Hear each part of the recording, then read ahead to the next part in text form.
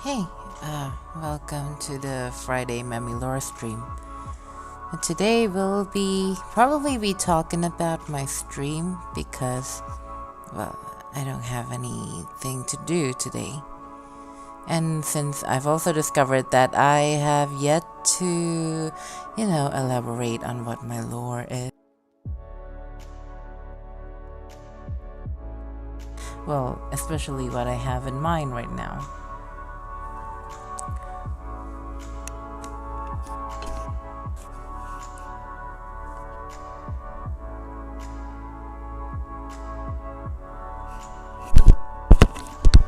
So, you guys might have known me as Friday Mummy Vu, the VTuber who does everything in their music video by themselves. I'm the one who drew my own art, including the one you're seeing on screen right now.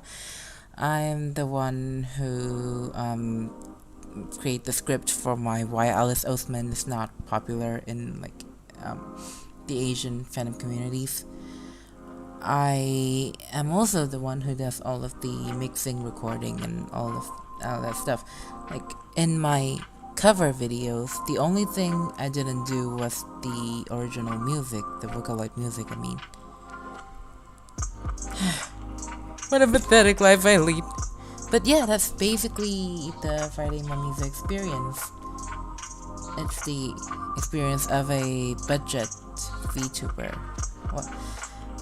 Well, being a budget VTuber means you have to do everything by yourself. And the reason why I'm actually streaming with the PNG right now is because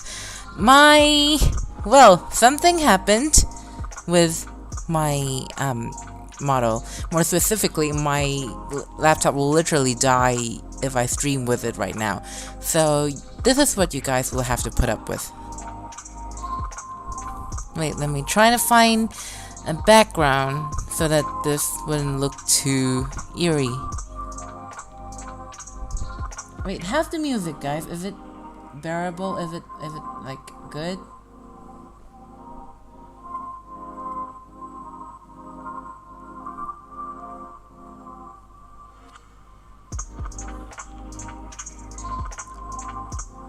Wait, I cannot tell. Give me a second to check my music.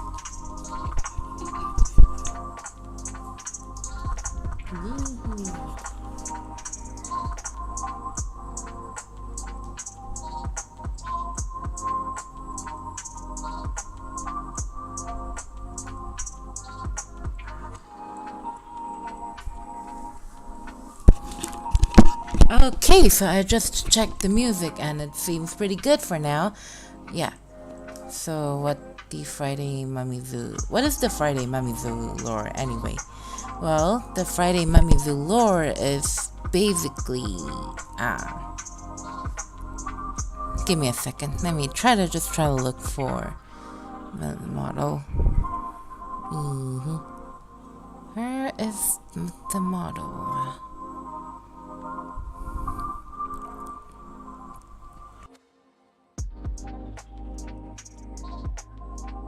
Lore really is to you guys. Oh, this will be good. This will probably suffice. Okay. So what you're seeing right here is my 3D model. Yeah, this is the Friday Mummy Zoo model. I know it looks insanely different from the PNG, but like, please do bear with me. Friday Mummy Zoo in the original lore is a humanoid being. Well, more specifically, this was an artificially created human being whose job was to, process thoughts, feelings, other stuff. It was based on one of my stories, one of my fan fictions that I posted on AO3, on Archive of Our Own. And the idea behind Friday Mummy Zoo is that they are struggling to know what humanity is like, to feel the way that human does. So Friday Mummy Zoo is currently living in an old house that was owned by a family, and in that old house they discovered a little library where the mother stores the recipe books as well as other stuff in it. And Mamizu decides to just use that library as the source for them to learn about humanity and to grow on their own accord. So yeah, that's the story about Friday Mamizu and how it all comes to be. So what else is there about Friday Mamizu? Oh yeah, because the lore about Friday Mamizu is all about learning and growing, right? So that's what I am all about too. I'm all about growing and learning. So if you guys watch my videos and feel like you wanna leave some criticism or something of the sort, then please do feel free to do so. I mean, usually I won't do how do I say it? Zatsudan. Yeah, I won't do Zatsudan like this one, but I'm just tired. I'm pretty low on energy today, so I'm just gonna talk and we'll see how this goes really.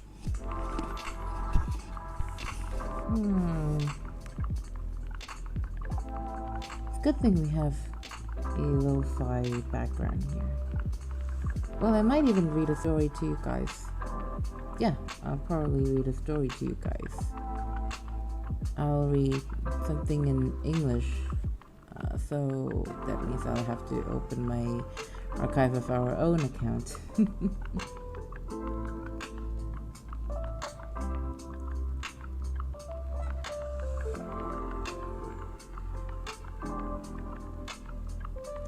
I've already read the Freaky Unnuttable November Challenge, so today we'll go by something that's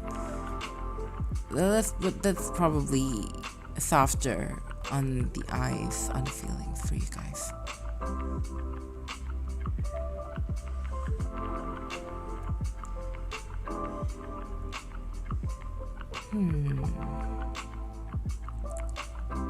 It's Yoshiro Setsuna's birthday today. Oh yeah, okay, so I'll probably be talking about Hanado and its significance or something like that. I don't know. I have so much to talk about.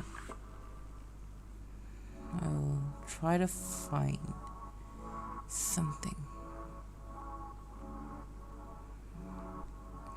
Oh yeah, do you guys know I actually used to write a lot of movie scripts? Yeah, I used to be really interested in screenwriting until my mom said it wouldn't help if I just go to theater school because, what will I do? I don't have the looks or anything. I could only write, and a screenwriter a screenwriter won't have any future if you're living in a country like I am. So yeah, I retreated from my dreams of being a screenwriter, and I think I'm wasting my life away at this point. Why did it all got gloomy all of a sudden? Akin, good evening. Welcome to the stream. Damn, you got in right at one of the most depressing parts. Well, I'll just look for a nice fic that I can read for now. Because, there's actually not much in the lore of Friday Mamizu, right? It's just the story about an artificially created human being. I mean, we can all... Oh yeah, since we're on the topic of the lore, I will be going back. Yeah, I'll be going back to the lore in the music video. So, if you guys paid attention to the... to my cover MVs, then you will see that the first frames of Goodbye Sengen actually starts with the last frame from Villain. Yeah, it starts with the Biran frame.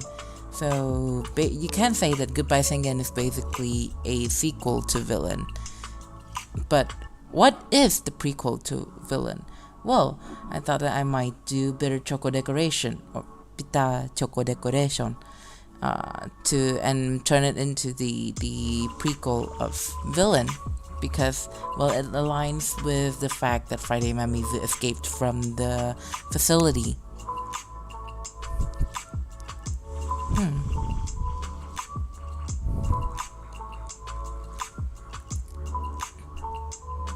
Oh damn, I really wanna read lore. Yeah, that's lore.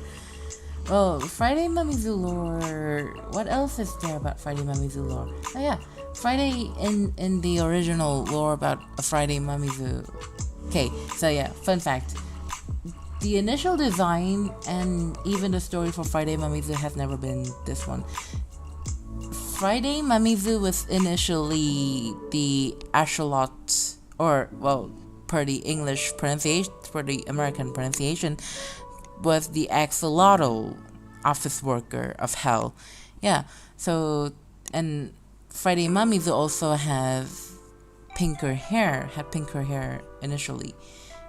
This design was actually created when I used Vroid to make my own model because I don't have money. So yeah, what you guys were supposed to see was not this model, but actually a different one. I might stream with that PNG one day, but I don't know. Yeah, it is a good idea for me to do that, it seems. And, the original story for Friday Mamizu was also much tamer because Friday Mamizu was only at first was gonna be about the office worker, right? So their everyday life, even if it is in hell, is still a lot more normal than Friday Mamizu because Friday Mamizu, as of now, relates more to survival and as well as learning how to be human. Well, the other Friday Mamizu was supposed to be the softer, the more silly, the dumber one. Yeah. But in the end, I decided to settle on this one, and well, I think I am pretty much contented with this model because I look cute. The only downside is that I cannot have my beauty mark. Yeah, the beauty mark at the left side of the face. Yeah, that one. You cannot get a beauty mark up there when you use VO. No, not VO, Vroid, sorry.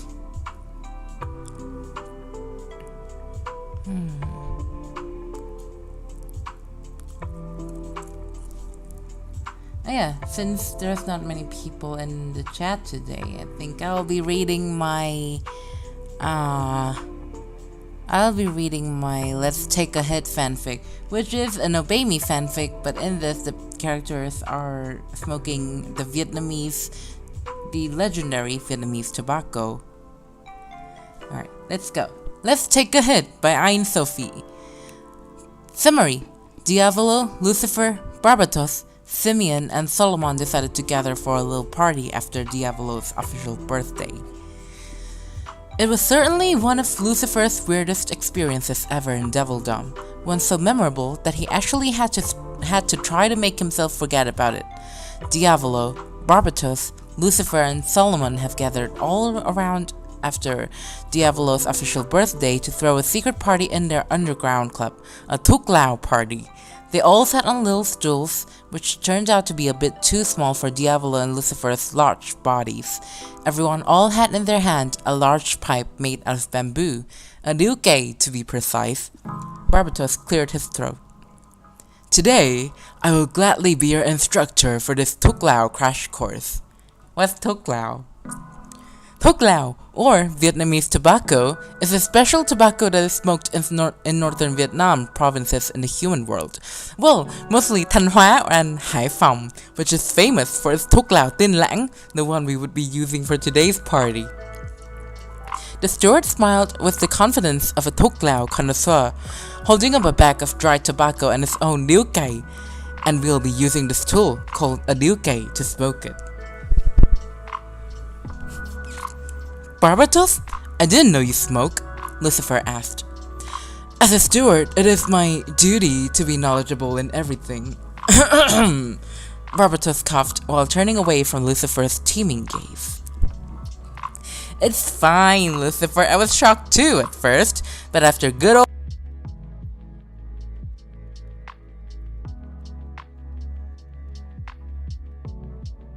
coming birthday, I think it's worth a try. What do you say? Lucifer went silent. He was almost petrified, staring at both of them in awe. There were so many aspects of the Demon Lord's calm and collected butler that Lucifer was yet to know, and he was somewhat glad he didn't know those sides of him. So, the tip to finding a good pack of tuklao is that you have to feel it. The Demon Lord's steward picked up a bunch of dry tobacco and rubbed it between his fingers, and you have to smell it too. Come take a whiff, Lucifer. Did you teach him that, Solomon? Yes. When we first formed a pact, I gave him his first bouquet to commemorate the event, Solomon said, seemingly proud of his achievement. I still treasure it to this day, but enough with the talk. Let me show you how to properly smoke tuklao. Barbatos rubbed a pinch of tobacco into a small bowl, which he put into the bowl of his bouquet. Then, the demon lit up a match and lit the bowl on fire. He waited for a few seconds for the tobacco to be engulfed completely in flames, blew the ash out of the pipe, and then took a deep toke from it. Barbatos' breathing, or inhaling, was so good that he even made the bouquet producing a weird sound neither Diavolo nor Lucifer has ever heard. He stopped midway to drink some green tea, and finally let the heavy, tobacco-scented smoke escape from his mouth. The look in his eyes didn't change. He was still calm as ever. Upon witnessing Barbatos' big, fat rip, Diavolo got impatient. I really love this fic, especially when the demon said, "It's so loud." I even laughed all over hell. Thank you. Oh my god, this is the best commentary I'll ever get in my life. 10 out of 10. COVID-19 out of 19. Diavolo got impatient. The steward seemed to have noticed this as he reached out to his master's pipe and handed it to him. Fancy a hit, my lord? You bet I do. Let it up, baby. Barbatos calmly did the same thing all over one more time with Diavolo's bouquet. Straight away, the Demon Lord stuck his mouth into the pipe, taking a rip. His first time trying tuklao didn't go as expected. The smoke got him a little bit too high. He stumbled, almost falling backwards and hitting his head on the ground. If it was not for Barbatos, who had already extended his arm to catch the young Demon Lord. Still drowning in ecstasy, Diavolo cried, his words slurred. Hey, that was fun. Please, have some iced tea to cool it down. Solomon handed him a cup of green tea. His shoulders were shaking. He was trying his best to hold his laughter. Diavolo reminded the wise king of Barbatos' first time hitting tuklao. Back then, the demon got so high that he actually banged his head on the table and broke the stool as he fell off of it. It had been an amusing sight to say the least, but Solomon had no intention to expose the most powerful demon of all time. They waited for a while for the Demon Lord to cool down from the impact. Lucifer thought it was over once Diavolo had had a taste of the sick, new tobacco, but he was soon to discover that he was dead wrong. Here you go, Lucifer. Take a rip. Diavolo, may I refuse? I cannot take a rip, the redhead repeated, this time in a more serious tone. Lucifer hesitated, but in the end, he still obliged to the Demon Lord's orders. The old demon reluctantly put his mouth into the bamboo pipe, trying to inhale the smoke. It almost suffocated him. Still, the eldest brother of the House of Lamentation kept going. He inhaled the burning smoke of the tobacco with all his might, without even drinking the green tea like Barbatos did. Then, smoke came out of his mouth, nose, and even ears. He was soon covered in the heavy smoke of tuklao. It was obvious that Lucifer took the darn fattest rip Barbatos has ever seen. Needless to say, he was stunned, whilst Diavolo and Solomon cheered Lucifer on. In a moment, the black-haired demon thought his lifespan was shortened by 20,000 years. That was hella lit, Lucifer! The young Demon Lord exclaimed. My witch doctor friends will be proud of this. Solomon wiped a single tear. That rib was fatter than Barbatos's roasted tapir. I'm gonna have a headache. Lucifer sighed. Barbatos only giggled as he offered him another hit. No, please, Barbatos, I've had enough. As the night goes on, the Fantastic Three of Rad's Student Council and the Great Sorcerer continued to smoke tuklao until daytime came, and then everyone had to go back to their own houses. Lucifer was so high he could barely walk, so Solomon had to escort him back home before heading back to Purgatory Hell himself, while Barbatos carried his young master back to the Devil Lord's castle. What in the devilldom is this, Simeon? Lucifer cried as he reached the end of Christopher Peugeot's latest work. Simeon was laughing his head off. Now, no need to get so fired up. Why didn't you write that you took a hit too? You were the one who suggested that surprise tuklao party. Well, I'm the writer. As a matter of fact, what I can and will do is to only record what happened to you guys. Give me that! Lucifer snatched Simeon's pencil and story from his hand. The angel leaned back onto his chair, still cackling. What are you gonna do? Stab me with it? No, but I'll add something to the story. And so, Lucifer began to write, starting from, No, please, Barbatos, I've had enough. Simeon, who was the first to suggest the surprise tuklao party, didn't say anything from the start. He was busy trying to take photos of them with his DDD. By the way, you guys locked that chihuahua in, didn't you? Lucifer asked. Yeah, we can't possibly let Luke see us smoking lao and report to Michael, can we? Solomon shrugged. I fed him some of my secret recipe macarons. Next thing I knew, he was sleeping like a log. That's because you poisoned him. Poisoned? Oh no, he looked happy. Well, he even downed the whole thing. That's definitely because you stuffed his mouth with it. Simeon sighed. Solomon, I thought I told you to be gentle. Well, that's definitely... Yeah, but sweets are the gentlest when it comes to children, no? Not in your case. The rest of them sighed and shook their head in unison. Anything but Solomon's cooking should be counted as gentle. Simeon then took out his own tool. The angel's smoking tube was a stylishly small one compared to Diavolo and Barbatos's. It was light but very sturdy. Barbatos exclaimed as he examined the tube. A high-quality duo, I see. Michael gave me a piece of really fine wood and told me to do something with it, so I asked Solomon for some advice as he was known to be a wise man. He told me to turn it into a duo, and here we are. How long have all of you been smoking this thing? About 1,000 years or so. Lucifer was speechless, once again. Diavolo, on the contrary, seemed a bit infuriated. He was the only one uninvited to their fun tuklao gatherings.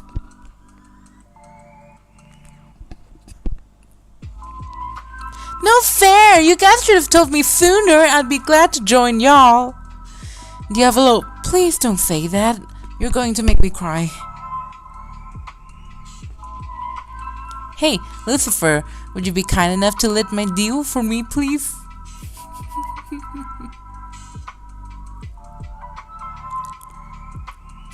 Per Simeon's request, though reluctant, Lucifer lit the duo for him.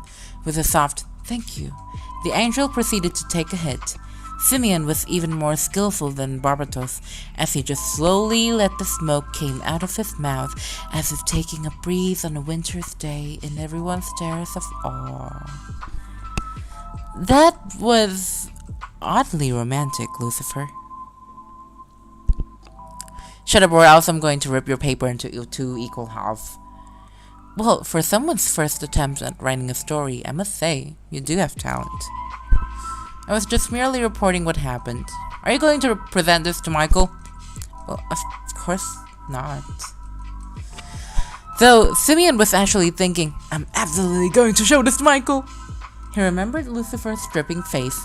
He was clinging onto Simeon, cackling like crazy and saying all kinds of gibberish. The all-serious, straight-faced demon was basically all over the place.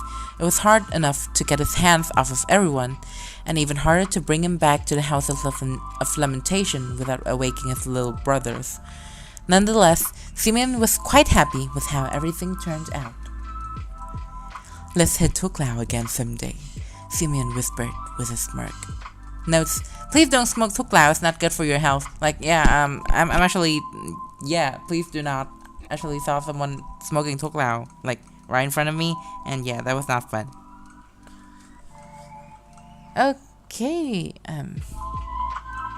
that was over faster than I thought. What should we do next for our Zatsudan?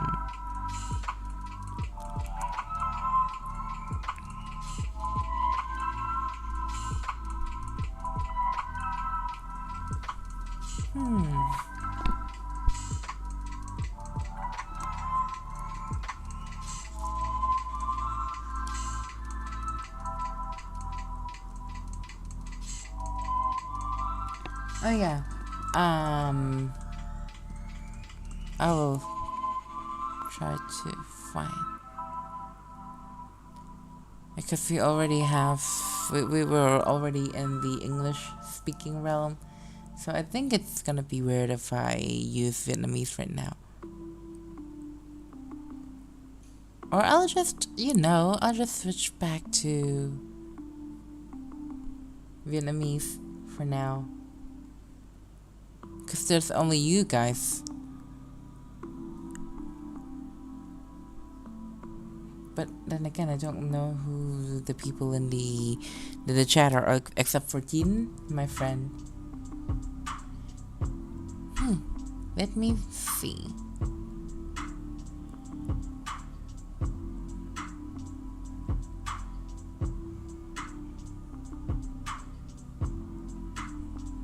Let me try to find something nice that I can. I think I'll be reading my VTuber fix because I have nothing good to do. Yeah, I'll be reading the first part of The Picture We Took Was Made Into a Bookmark, a fan fiction of the pairing Ritsugo or Sunny and Yugo. But yeah, we also have other pairings in this one, and actually this is a multi-part story because I divided it into I will be reading The Picture We Took Was Made Into a Bookmark, English version. Chapter 1, Detention Friends. Summary: what does my cigarette taste like? Hugo's question, coming out of the blue, made Sonny pause to stare at the clouds that seemed more like puffs of smoke than ever, before giving out an answer. Like you. A high school-themed story about Noctics. Ah, yes, detention. A world made for the two of us. It was the third time of the month that Uki and Fulgur entered the detention room together. As usual, the resident rule breaker Yugo Asuma greeted them like a last boss welcoming unaware faces into his lair. Yo, Fulgur! Uki! What did you guys do this time? Get caught kissing in the nurse's office? Infirmary. Those are the same words, bitch. No one even bothered to ask Yugo what he got in here for. In fact, many people, students and teachers included, thought he attended detention even more than he did with classes. His disciplinary infractions can range anywhere from making noises in morning attendance, wearing his uniform wrong for the third time in a week, or smoking in an unused classroom.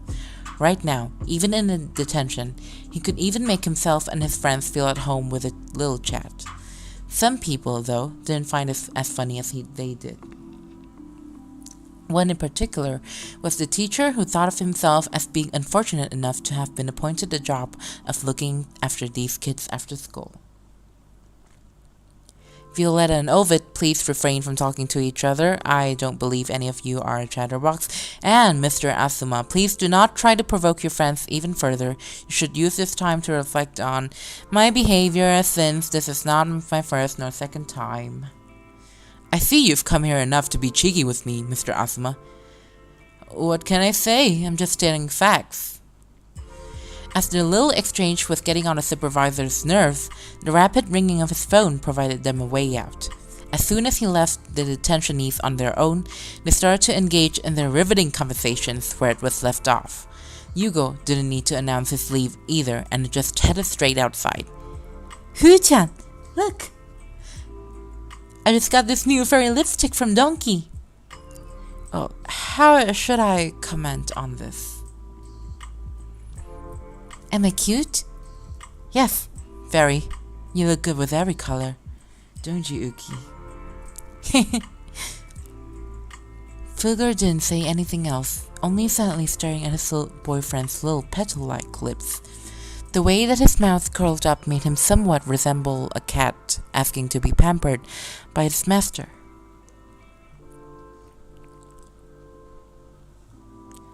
What's wrong? Would a different color be better? Uki's expression dropped. No, about the color. It would be a waste if I just smeared that beauty all over the place, so I thought. You can do wet things with me. This wouldn't smudge, I promise. I can't believe they gave me extra homework to do in detention. You need to reflect on your behavior. The boys in the reading club must be having a blast. Fuck the extra homework. Fuck me instead. What? You heard me. I think we have like 15 minutes until he comes back. Optimizing the use of their desks being put together, Uki laid himself on the wooden surface like a feast. As a response, Fulgur leaned backwards on his chair, but in doing so, he enabled the chair to stumble and hit his head on the ground. The concussion seemed to hurt a lot, as a loud thud can be heard. Ow! Ah! Hu-chan! Uki almost jumped off the table out of fright and concern. Nevertheless, being the headstrong guy he was, both metaphorically and literally, Fulgur was able to immediately sit straight back up again. It's okay. Pulling himself together on his chair, Fulgur assured his fretting boyfriend that his head was completely fine, albeit it was literally hurting like someone banged a hammer on his skull. Uki climbed onto Fulgur's lap, sitting himself at the most comfortable position. Though hesitant at first, it didn't take long for Fulgur to start playing with his hair and stroking his cheek. Uki leaned in, touching his forehead with his boyfriend before giggling. We can't go back now. Kiss me. The purple-haired boy could feel Fulgur's gloved hands roaming under his shirt, but that wasn't enough. He wanted to feel skin-on-skin contact. Leather could merely satisfy him. Take off your gloves. What? Take off those red gloves of yours. Uki's fingers gripped on Fulgur's hand, raising it to his face. And touch me with your bare skin.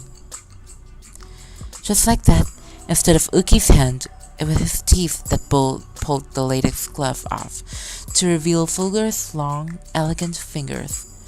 Their gazes were burning with a playful hint in Uki's eyes, and a rare possessive expression from Fulgur. The silver-haired boy could feel his body burning up from the arousal that came from Uki's provocative gestures. The creases and wrinkles in his pure white shirt and the outer coat of his uniform increased as he engaged in a series of kisses, touches, and breathy name-calling. Briefly, the school's beauty expert and the king of nerds forgot where they were and immersed themselves in the moment. As Fulgur slowly opened his eyes, a silhouette approaching and opening the door alerted him. Pushing Uki up on a table, he hastily fixed his hair. Screw it! He's back! Quick, Uki, get back into your seat! Scurrying, Uki slid back into his chair and tried to put his bins back in place. Switch! The door slid open to reveal Yugo with some rather wet sleeves back from his trip outside the classroom. What? It's just me. I just got back from peeing. Wiping his hands on the cuff of his pants, Yugo sardonically made a remark. You don't have to announce it. Were you guys kissing? And you dared to do that in front of my poor salad baby while I was away? You guys are the worst. Wait, that salad. It's mine! Give me back, Yugo! You brought salad to detention? I paid $7 for that. At least save half an egg and the bacon for me. Then what's the joy in eating the salad? You can eat the avocado. Nuh-uh. You two kissed in front of your salad, so now it's mine. Fucking pay me $7 then. I've lost my money and my appetite either way. I can give you 5 at the most, and a juice box. Deal. 5 it is, but I'll keep an eye on your lunch. The teacher was already back by the time the argument ended. It resulted in 2 pieces of chalk being chucked at their heads, knocking both down. Even Uki, who didn't have his say in the quarrel, got a chalk to his head as well. Instead of reflecting on their behavior, the trio chose to sulk in silence and write notes that were passed around describing how much the supervisor stinked and how little hair in that tiny head he had made his head look like a potato. The little silent banter went on for another 30 minutes before detention time was over. Detention time's over. You 3 may go home now. Thanks, Teach. Bye, sir. I really hope I don't have to see you 3 again. Especially you, Asuma. Farewell then, sir. And thus, Fulgur, Uki, and Yugo ran as fast as they could away from the cries of that poor teacher. Bye-bye. See ya. The trio parted ways after one station. Fulgur escorted his boyfriend back home, while Yugo went into another direction since his house was on the other side of the city.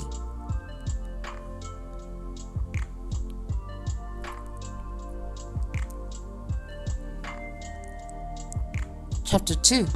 After School Cigarettes. Summary. Sunny caught his friend smoking behind school. Fulgur! Hanging like a monkey from the school's tree, Albin called out. His entrance was always like that. Quick, quiet, and unexpected. With no exaggeration when almost everyone from the school agreed that he's very deserving of the nickname Phantom Thief. Hey, Albin Yan! Fuck you, Fulgur. Aw, suck my dick. Did you do Champs? I did! Can I copy it? I'll let you copy my math. Again? Hey, it's not my fault that Mr. Henderson's lessons are boring as shit. I can sit through 5 hours of Mr. Ike's literature class, but chems is just plain torture. It was part of their daily routine to greet each other with an insult before going off-rail into an unrelated topic, usually involving homework or a game they've been staying up to play. Other students thought Fulgur and Albin couldn't stand each other, but in truth, they were the ones who hung out with each other in arcades and all kinds of markets the most. Even when they had little money, the brunette would always find a way for them to spend their time together. Though he lived only for the next meal throughout his entire childhood, Albin wasn't the type to ask for anyone's sympathy. He'd never let Fulgur or anyone pay for the meal, insisting that they should split evenly. It was because of his integrity and many other more that Fulgur took a liking to him after a few chats here and there, when Albin was looking for a club to sign up for. In the end, they were not in the same club, sadly, but the brunette made sure to always look for his homie before any heist. As they were walking closer to Albin's class, a tall figure holding a big stack of files wobbling around could be seen. Without the need to take a second glance, the brunette called out, Oni! Albin! Though they were the same year, practically only a few months apart, Albin still preferred to call his best friend as if he was his older brother. In fact, it was not only Sonny and Fulgur who Albin immediately clinged to as soon as he caught sight of them. Uki, Yugo, and even the upperclassmen like Petrogurino and Alouette and the likes. Hey, Sonny! Busy as usual, huh? Need a hand? I wish I could decline, but I'll admit, that will save me. Sit, please! As they transferred half of the stack on Sonny's arms to Fulgur, the silver-haired boy almost dropped at the weight of all the paper. You don't have to take everything into your hands. Oh Christ, how heavy is this? I'm sorry. No, it's okay. At least I can carry this much. Let me help too. Together, the trio walked towards the teacher's office while exchanging a few anecdotes now and then. While Fulgur was more of a Batman type of guy, his friends were the complete opposite. Albin's extrovertedness gained him a wide network of people from their likeness towards him, something that helped Sonny a lot, not only when it comes to minor things like planning for the school festival, but also in bailing his friends out of trouble. Today, the law-abiding Sonny can no longer turn a blind eye to Yugo's delinquency. When the school's final chime of the bell had been over for a while, he was about to end his job in the student council when all of a sudden an unexpected encounter happened. Sitting at the back of a schoolyard, Hugo was surrounded by cigarette butts as he pulled out his third strawberry-flavored cigarette. Hugo, how many times do I have to tell you? Stop smoking! The discipline keepers are gonna put you in detention again. I made sure not to smoke in public. Fuck them. What are they doing in the corners of the school anyway? They're just doing their job. Hugo didn't feel the need to reply after Sonny's answer. Watching a faint trail of smoke lift itself up in the air, it was as if his thoughts had also attached himself to the vapor. But why do you smoke anyway? My bandmates told me. My voice isn't qualified for a vocalist. Too girly, not heavy enough, they said. The red ember glowed as Hugo took another hit. So, I'm trying to make it sound more deep, more fitting for rock. The smoke was like a curtain between them. Sonny wanted to try leaning in to kiss Hugo on the lips, just to stop him from inhaling the nicotine, but the latter, smoking sick, had warded those thoughts off. No matter what flavor the smoker could taste, to everyone else it was the same nauseating smell. But Sonny, curious as any high school boy could get, wanted to give it a shot. Can I try? What? Smoking. Hey, yo! The all-rounder school's top 5 role model Sonny Briscoe is asking me for a cig? What the hell? Is the sky gonna fall? Are we doomed? Just want to see what's so fun about burning your throat with it. And just like that, Sonny snatched the cigarette from Hugo's hand.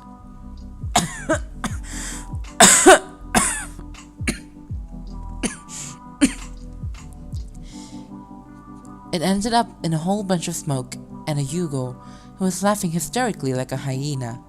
Taking back the cigarette, he scoffed. You're such a snoo! Cunt. It's only within Noctix that you are able to swear and say anything to your heart's content. Be more grateful. Hugo playfully punched his friend in the arm as he gave him a burning glare. In truth, Sonny had always admired Hugo's sense of freedom and individuality. Even if he was to be cornered by rules and every form of his enforcement, he'd always find a way out.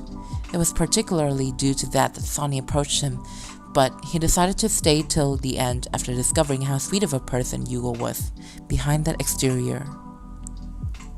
I don't even know. What does my cigarette taste like? Hugo's question coming out of the blue made Sonny pause to stare at the clouds that seemed more like puffs of smoke than ever, before giving out an answer. Like you. God, you say even weirder things than vulgar, man. Get lost. I'm gonna go home now. See you tomorrow. Don't let them catch you next time. Waving his hand nonchalantly, Sonny saw his friend off. I won't. Well, if anything, I'll smoke in front of you. And thus, Sonny never told anyone his little secret. When Hugo had finally left for real, he silently placed 2 fingers onto his lips, as if kissing himself. It would probably feel the same if we kissed, he thought.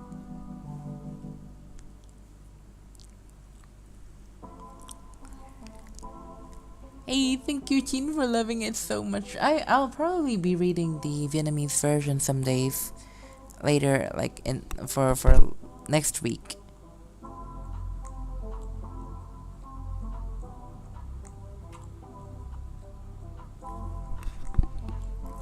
Chapter 3. Boys Don't Cry. Summary. A peek into Alban and Hugo's relationship.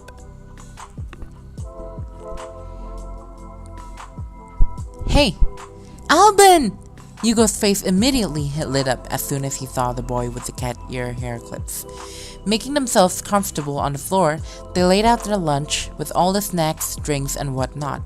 Most of them were actually Albans, since Hugo wasn't the type to eat much. He'd rather drink milkshakes from the biggest cup he had. Check this out. Hugo handed Alban his phone. Shown on screen was a 4-minute long video, but Alban knew exactly what this was supposed to be. A new piece? Sharing the earphone with his friend, Alban's head almost touched Hugo's as he leaned in and listened to the melody. A slow, chill kind of beat that reminded one of a phantom thief in the midst of his heist. Stealthy and deceitful, with the pale moonlight guiding his way. But the piece ended with a jazzy melody played on the lo-fi beats. It sounded like the criminal was enjoying the fun of his life. This is so good! Did you name it? Have you posted it anywhere? I haven't. I want to show it to you first, out of all people. Then you can name it. Eh? Yeah, I made this just for you. Happy birthday.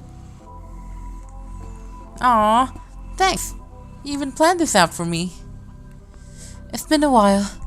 I really should give you something since I've improved my abilities. Plus, you are the one who supported me so much. Thanks. I really mean that. I should be thanking you, though. The scenery in front of Hugo bled into a flashback. Back in middle school, Alban was the one who found Hugo as he was leaning against the fence on the rooftop, face full of tears with fingers scraping the metal frame to the point that it left marks. The brunette only handed a water bottle and his own uniform jacket to a very worn-out Hugo, who was covered in bandages. They barely knew each other, so Alban couldn't possibly think of any better way to approach this boy. You should drink something. And take my jacket, it's gonna get cold. At this point, Hugo knew there was no point in hiding his feelings. Completely letting go of the fence, he turned to take a good look at the boy with different colored eyes, who was simply staring at him. No mocking, no taunting, just a silent exchange of emotions. It was different from everyone else's looks. In an odd glimpse of time, they closed their eyes in synchronization.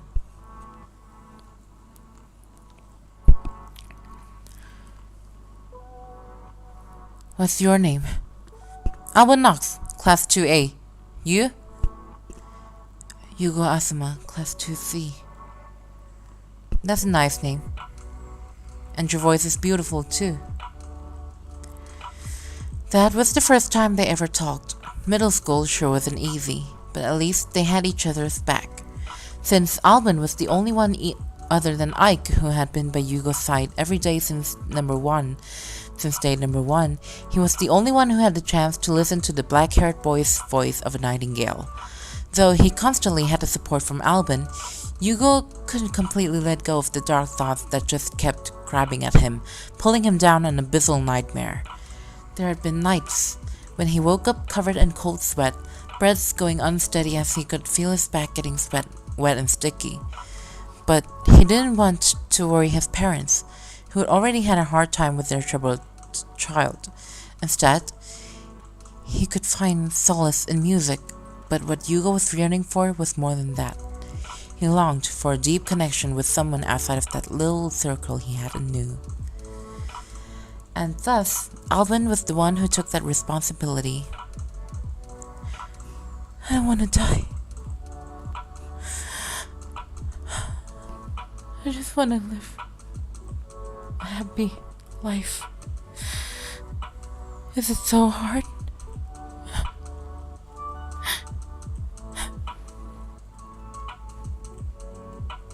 It was indeed hard. But Alban didn't want Hugo to think about it. I'll keep you happy. You will? I don't go back on promises.